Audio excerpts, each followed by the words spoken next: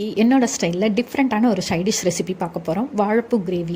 இது சாப்பாட்டுக்கு, தோசை, சப்பாத்தி எல்லாத்துக்குமே ரொம்ப அல்டிமேட்டாக இருக்கும். வாங்க எப்படி செய்கிறதுன்னு பார்க்கலாம். ஒரு கடாயில் ஒரு குழிக்கரண்டி அளவுக்கு எண்ணெய் விட்டு கடுகு, கருவேப்பிலை போட்டு பொரிச்சுக்கோங்க. அது பொரிஞ்சதுக்கப்புறமா ஒரு சின்ன துண்டு இஞ்சி, 4 பல் பூண்டை நல்லா நசுக்கி வச்சுருக்கேன். அதையும் சேர்த்து லைட்டாக வதக்கிக்கோங்க.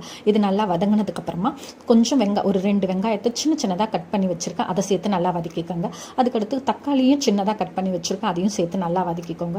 இதெல்லாமே நல்லா வதங்கி வரட்டும்.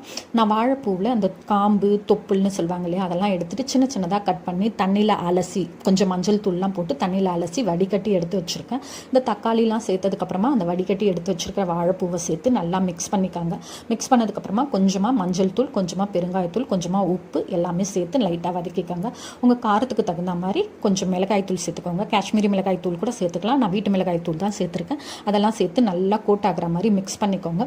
மிக்ஸ் ஆனதுக்கப்புறமா ஒரு 1/4 டம்ளர் தண்ணி விட்டு ஒரு மீடியம் ஃப்ளேமில் ஒரு 5 மினிட்ஸ் குக் பண்ண விட்டுட்டிங்க அப்படின்னா நல்ல கிரேவி கன்சிஸ்டன்சியில் இந்த வாழைப்பூ கிரேவி நல்லா அழகாக குக் ஆகி வந்துடும். அவ்வளோதான், நம்மளோட சிம்பிளான வாழைப்பூ கிரேவி ரெடி ஆகிடும். வாழைப்பூவில் நிறைய பெனிஃபிட்ஸ் இருக்குது. இதோட துவர்ப்பு சுவை காரணமாக நிறைய பேர் இதை ஸ்கிப் பண்ணிடுறாங்க, டேஸ்ட்டு நல்லா இல்லை அப்படின்ட்டு. ஆனால் தக்காளியை யாருமே ஸ்கிப் பண்ண மாட்டாங்க. தக்காளி டேஸ்ட் எல்லாருக்கும் பிடிக்கும்.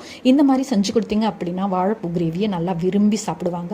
தோசை நம்ம நல்லா முருகலாக வார்த்து இந்த கிரேவி அதில் ஸ்ப்ரெட் பண்ணி குழந்தைங்களுக்கு கொடுத்தோம் அப்படின்னா ரொம்ப விரும்பி சாப்பிடுவாங்க. இந்த வாழைப்பூவில் நிறைய பெனிஃபிட்ஸ் இருக்குது. அதுலேயும் பெண்களுக்கு இந்த கர்ப்பப்பையை ப்ரொடெக்ட் பண்ணுறதுக்கு ரொம்ப ஹெல்ப்ஃபுல்லாக இருக்குது. சுகர் பேஷண்ட்ஸுக்கெலாம் சுகரை கண்ட்ரோலாக வச்சுருக்கிறதுக்கு இது ரொம்ப உதவுது.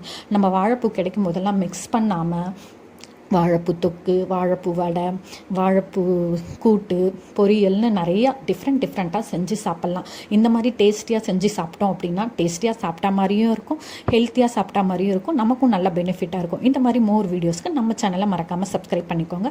தேங்க்ஸ் ஃபார் வாட்சிங்.